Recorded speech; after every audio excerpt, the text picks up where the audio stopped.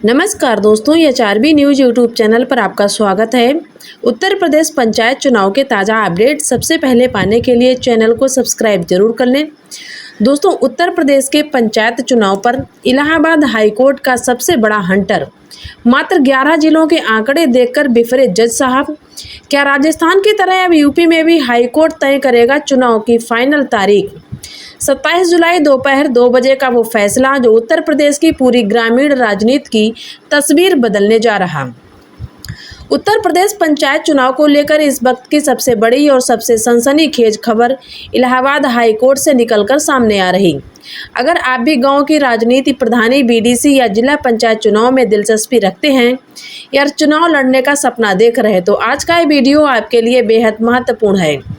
Allahabad high court की double bench में न्यायमूर्ति अजीत कुमार और न्यायमूर्ति गरिमा प्रसाद की अदालत में 20 जुलाई को दोपहर 2 बजे से पंचायत चुनाव पर एक बेहद अहम और तीखी सुनवाई हुई। सुनवाई के दौरान अदालत में जो कुछ भी हुआ उसने शासन से लेकर आयोग तक के हाथ पांव फुला दिए। दोस्तों, हाईकोर्ट में सुनवाई के दौरान जज साहब ने ओबीसी आयोग को क्यों लगाई फटकार? 75 जिलों में से सिर्फ 11 जिलों की रिपोर्ट देख कोर्ट क्यों हुआ दंग? राज्य निर्वाचन आयोग ने कोर्ट में क्या बड़ा बयान दिया? और राजस्थान हाईकोर्ट के फैसले की तर्ज पर यूपी में क्या होने वाला है? ग्राम प्रधान, ब्लॉक प्रमुख और जिला पंचायत अध्यक्षों को प्रशासक बनाने का फैसला कितना टिकाऊ है?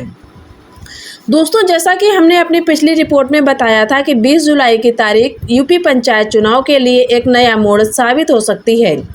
20 जुलाई को दोपहर ठीक 2 बजे इलाहाबाद हाईकोर्ट में डबल बेंच के सामने सुनवाई शुरू हुई। सुनवाई की शुरुआत होते ही कोर्ट की नज़र उस समर्पित पिछड़ा वर्ग आयोग पर टिकी जिसे सीटों के आरक्षण के सर्वे का जिम्मा सौंपा गया था। कोर्ट ने सीधे तौर पर सवाल किया, अब तक आपने कितना काम पूरा किया? जब आयोग के वकीलों ने अपनी रिपोर्ट कोर्ट की टेबल पर रखी तो कोर्ट भी दोस्तों यहाँ पर हैरान रह गया। आयोग की तरफ से कोर्ट को बताया गया कि पिछड़ा वर्ग आयोग ने अब तक कुल 11 जिलों का दौरा और आरक्षण सर्वे का काम पूरा किया। अब जरा सोचिए, उत्तर प्रदेश में कुल 75 जिले हैं। आयोग के गठन को लगभग 2 महीने से अधिक का समय बीत चुका है, लेकिन रफ्तार का आलम यह है कि 2 महीनों में आयोग केवल 11 जिलों तक ही पहुंच सका।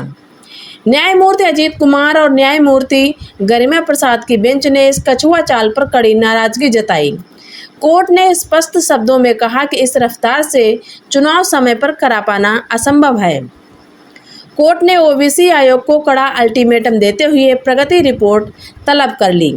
सुनवाई के दौरान एक और बड़ा मोड़ तब आया जब राज्य निर्वाचन आयोग के कानूनी प्रतिनिधियों ने कोर्ट के सामने अपना पक्ष रखा। निर्वाचन आयोग ने साफ साफ कह दिया कि महोदय, हमारी तरफ से पंचायत चुनाव कराने की पूरी तैयारी है। मतदाता सूची, बूथों का निर्धारण और प्रशासनिक प्रक्रिया हमारी तरफ से मुकम्मल है। जैसे ही आरक्षण की स्थिति स्पष्ट होती है, हम चुनाव कराने के लिए तुरंत अधिसूचना जारी करने में सक्षम हैं।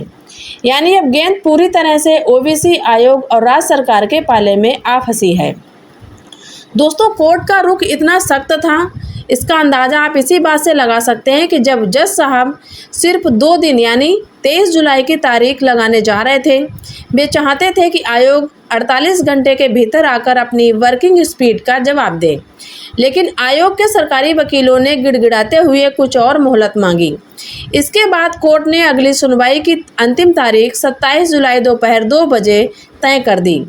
27 जुलाई को ओबीसी आयोग को यह साबित करना होगा कि बाकी बचे 64 जिलों में काम किस रफ्तार से चल रहा और फाइनल रिपोर्ट कब तक आएगी। दोस्तों, अब बात करते हैं सबसे बड़े समीकरण की। उत्तर प्रदेश में ठीक वही स्थिति बनती दिख रही है जो हाल ही में राजस्थान में देखने को मिले थी।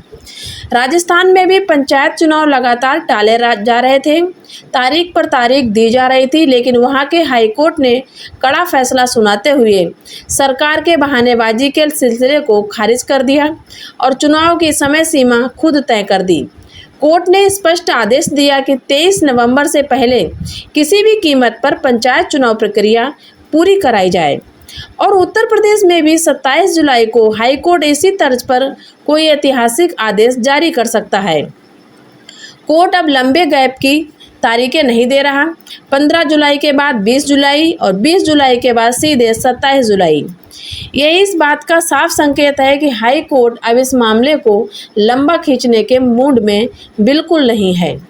आपको याद दिला दें कि इससे पहले की सुनवाई में कोर्ट में एक बीच के रास्ते पर भी चर्चा हुई थी। अगर ओबीसी आयोग अपनी विस्तृत सर्वे रिपोर्ट देने में असमर्थ रहता है या ज़्यादा समय मांगता है तो कोर्ट वर्ष 2021 के आरक्षण पैटर्न में 2% का समायोजन करके चुनाव कराने का अंतरिम आदेश दे सकता है। अगर ऐसा होता है तो पंचायत चुनाव में महीनों की देरी खत्म हो जाएगी और बहुत जल्द चुनाव का रास्ता साफ हो जाएगा। दूसरी तरफ जमीनी स्तर पर प्रशासनिक उथल पुथल मची हुई है। ग्राम प्रधानों का कार्यकाल खत्म होने पर उन्हें प्रशासक बनाया गया।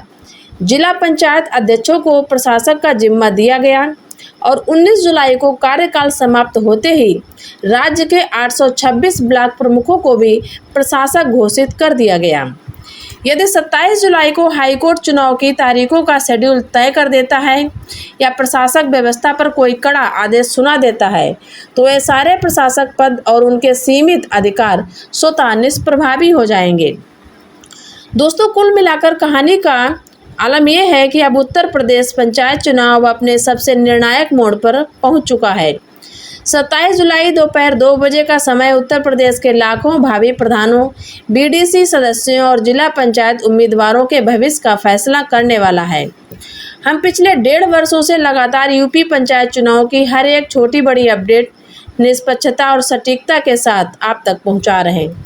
अगर आप चाहते हैं कि 27 जुलाई की सुनवाई का सबसे पहला और सटीक विश्लेषण आपको मिले तो हमारे चैनल को अभी सब्सक्राइब करें और बेल आइकन को दबाना बिल्कुल ना भूलें।